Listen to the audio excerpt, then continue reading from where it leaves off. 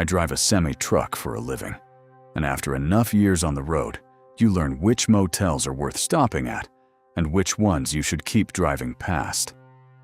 That night, I should have kept driving. It was close to midnight when I pulled off an interstate in western Pennsylvania.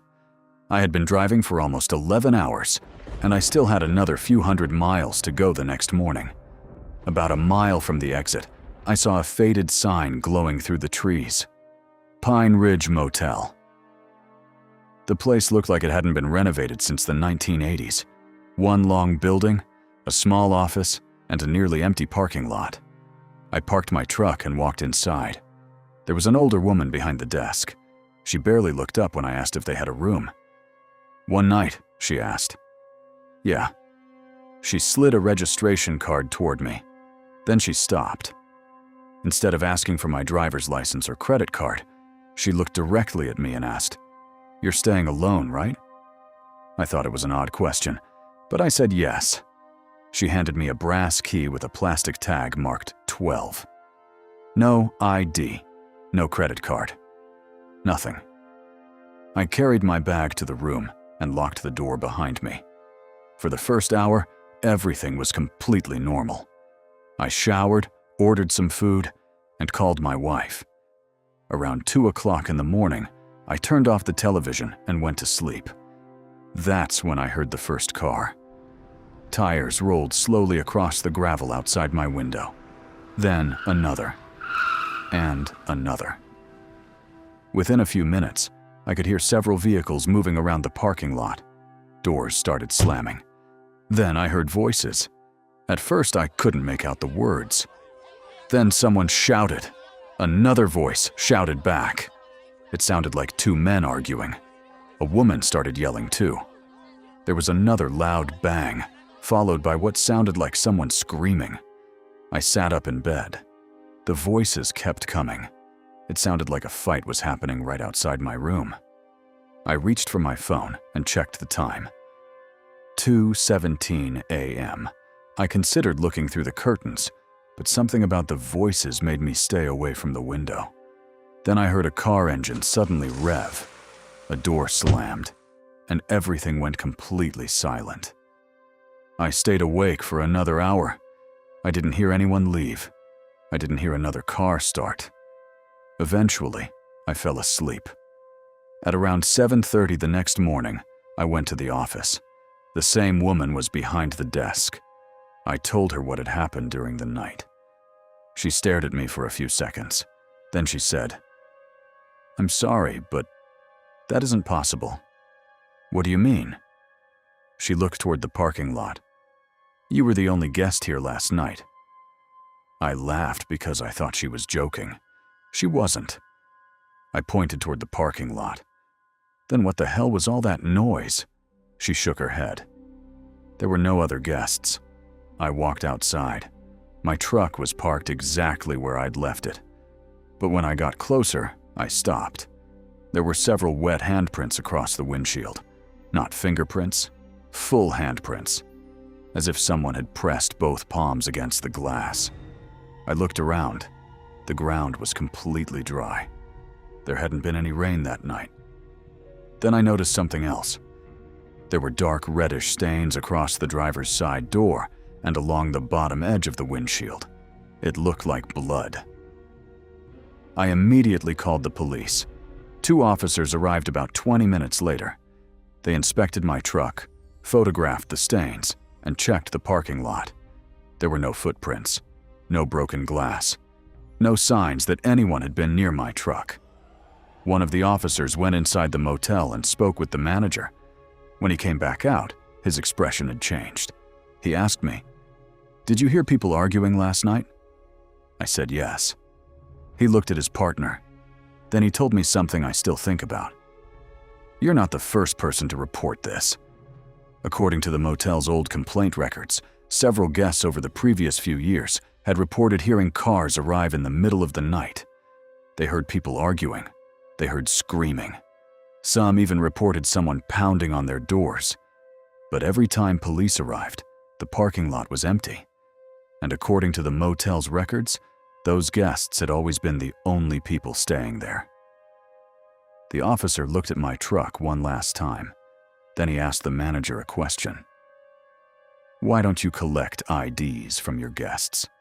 The manager didn't answer. He just looked toward room 12.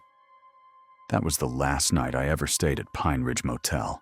I still don't know who was outside my room that night. But if nobody was there, who were those people arguing in the parking lot? And more importantly, who left the bloody handprints on my truck? It was supposed to be a simple weekend road trip. My wife and I had been driving for most of the afternoon, heading toward a small town several hours away. We were planning to spend the weekend there and drive back Sunday evening. But just before sunset, the weather changed. Dark clouds rolled over the highway, and within minutes, rain started coming down so hard that I could barely see the road ahead. Cars were slowing down, hazard lights flashing through the rain. My wife looked out the windshield and said, "Maybe we should stop somewhere for the night." I didn't want to, but she was right. We still had hours left to drive. About 20 minutes later, we saw a faded motel sign beside the highway. Pine Valley Motel. It was an old 2-story building with a nearly empty parking lot. We pulled in. Inside the office, a woman in her 50s was sitting behind the front desk. She smiled politely and asked how many nights we needed. "Just one," I said. She handed me a registration form and a key card. "Room 103. Then, almost casually, she added, "If anyone brings you another key, don't open the door." I laughed. "Is that a joke?" She didn't smile. "Just don't." My wife and I looked at each other. We assumed it was some strange motel policy and went upstairs. Our room was small but clean. We ordered some food, watched television, and eventually went to bed. The storm continued outside. Around 2:40 in the morning, I woke up because I heard something scraping across the floor. At first, I thought it was a branch hitting the building. Then I heard a faint sound beneath our door. Something was being pushed through the gap. I sat up. A key card slowly slid across the carpet and stopped beside the bed. I picked it up. There was a number printed on it. 104. That was the room directly beside ours. But something else was written across the card. In dark red letters, someone had written one word: help. I immediately woke my wife. She looked at the card and shook her head. "No, don't get involved." I told her we should call the front desk. I picked up the phone and dialed. It rang and rang. Nobody answered. I tried again. Nothing. My wife told me to forget it and call the police if we thought someone was actually in danger. I wasn't convinced. "I'll just check the room, stay here and lock the door." I stepped into the hallway. The storm was still pounding against the windows. I walked to room 104 and knocked. "Hello, is anyone in there?" No answer. I knocked again. Still nothing. Then I noticed the door wasn't completely closed. It was open by maybe an inch. I pushed it gently. The room was dark. "Hello?" Nothing. I reached for the light switch, and that's when I saw her. A woman was lying on the floor beside the bed. She wasn't moving. There was blood on the carpet beneath her head. I froze. For a few seconds, I couldn't even breathe. Then I backed out of the room and ran back to ours. My wife opened the door, and I told her what I'd seen. We immediately called 911. Within minutes, police cars arrived at the motel. Officers entered room 104 and confirmed that the woman was dead. Then they started asking questions. Who checked us in? Who gave us the key? What did she look like? We described the woman at the front desk. One of the officers suddenly looked at his partner. They left the room and returned a few minutes later. The officer asked us something that made my stomach drop. "Did the woman at the desk show you any identification?" "No." He nodded. Then he told us the woman we had spoken to wasn't the motel receptionist. The actual receptionist was the woman found dead in room 104. She had worked there for several years. According to police, someone had apparently attacked her earlier that night and then taken her place behind the front desk. The investigation later connected the suspect to several other killings in different states. She had apparently been moving between motels, using fake identities, and targeting people who were traveling alone. But one question was never fully answered. Who slid the key card under our door? Police checked the hallway camera. The footage showed our door. It showed the key card appearing underneath it. But the person who pushed it through was standing just outside the camera's view. There was no clear way to identify them. To this day, my wife and I still don't know how close we came to becoming victims ourselves. Sometimes I think about that night, about the woman lying in room 104, and about the few minutes that passed between finding that key and calling the police. I still wonder if I could have reached her sooner. Maybe I could have saved her. Or maybe that key wasn't meant to save her at all. Maybe it was meant to save us. I had managed the same roadside motel in northern Ohio for almost 12 years. It wasn't a fancy place, just a 2-story building beside an old highway, mostly used by truckers, salesmen, and people who needed somewhere cheap to sleep for the night.